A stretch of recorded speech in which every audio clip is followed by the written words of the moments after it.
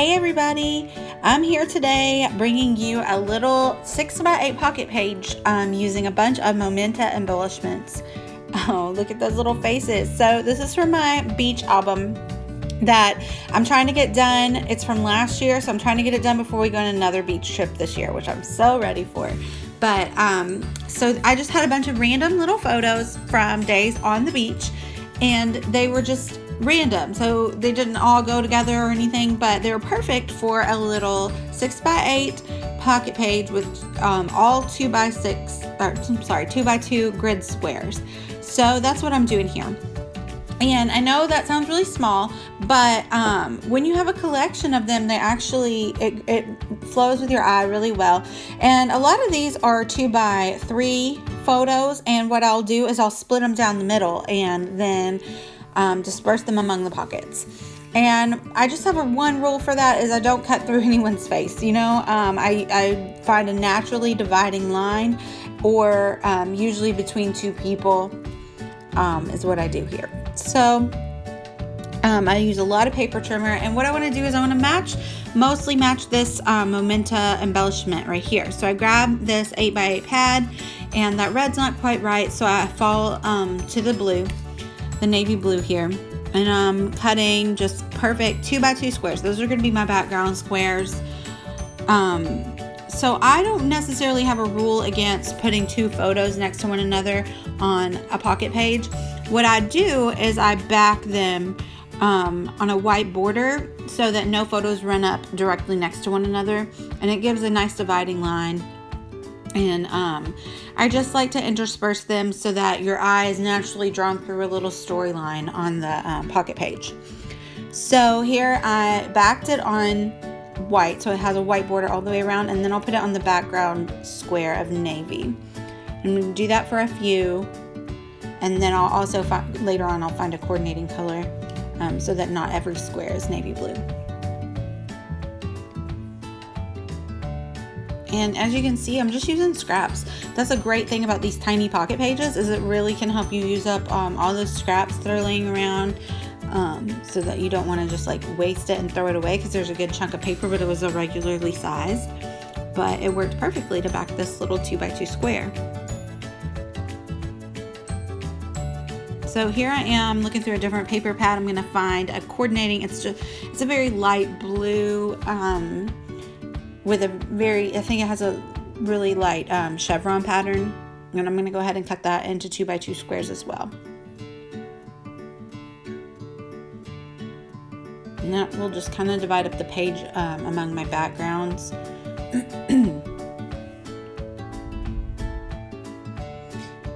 That's a jellyfish. That's always fun to find on the beach, right? So I'm cutting it down so that you will be able to see the pattern background paper a little bit, and then I'll slice it in half to go among two squares, because it's kind of large, and my idea is to put one of the larger embellishments over the top of it. I end up changing my mind, but it's all right. That's part of the process, right?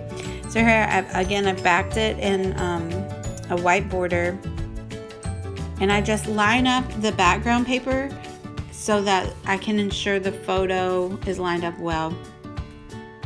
And there you can see, I love the clear backgrounds that comes on these embellishments, because it really helps with before you decide to commit.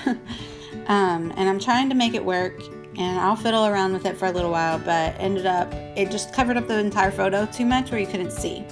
So you'll see what I decide to do with it in a little while. So I'm trying to organize how I want my entire layout to look. I even lay it down there, and then I'm just like, nope, that doesn't work.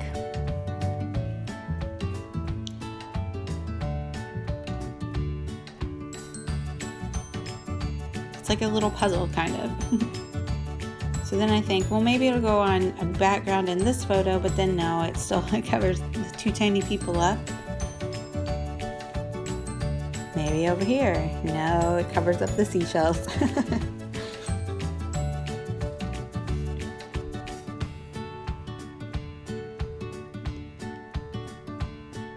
Finally, I decide that it can fit over here, and the cursive letters will go between my face and my son's face. And it actually works really perfectly, and I love the way that it looks. So I grabbed some more 2x2 navy squares.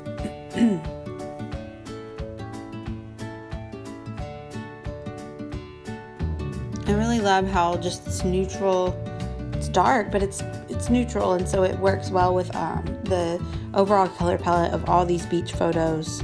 That's another way that I determined how to put all these photos on the same pocket pages. They all pretty much have the same tone and feel. Obviously, it's a lot of sand in the photos.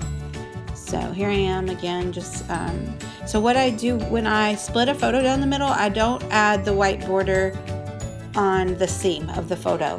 Obviously I want it to almost look continuous when I put it in the separate pockets, so I don't want a border separating us, but I do border the other 3 edges of the photos.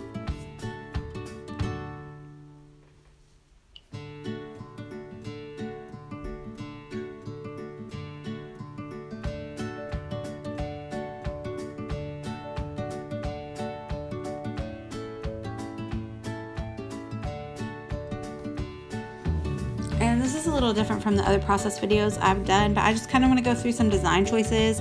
I know a lot of people still haven't tried pocket pages, and so they are very fun, especially to house a bunch, like I said, of random photos. Or if you have a lot of photos of one event, you could do a traditional page and then do a pocket page on the company side. I do that a lot. So they're super fun, and I just want to like kind of give my design ideas that I go to. You know, you're not contained to the pocket. Think outside the pocket like I just did. I really wanted to use that embellishment. I didn't want to have to cut it up, so I just adhered it to the outside of the pocket, and it will hold up really well.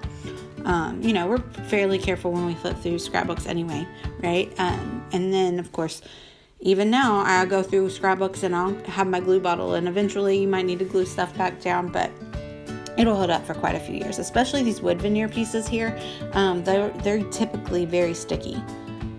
So I don't mind sticking that on the outside of the page as well. It's a very sturdy piece. It's not gonna be ruined.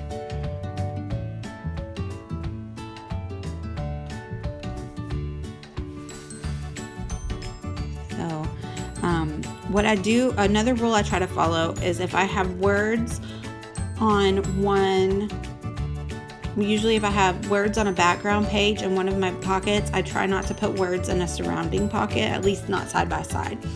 So as you can see up there, I stuck the embellishment on the photo, so I put words next to the photo, on the photo next to it. Some photos just go in by themselves, and some photos can have a little embellishment to add interest. That is the cutest little anchor. I love how glittery it is.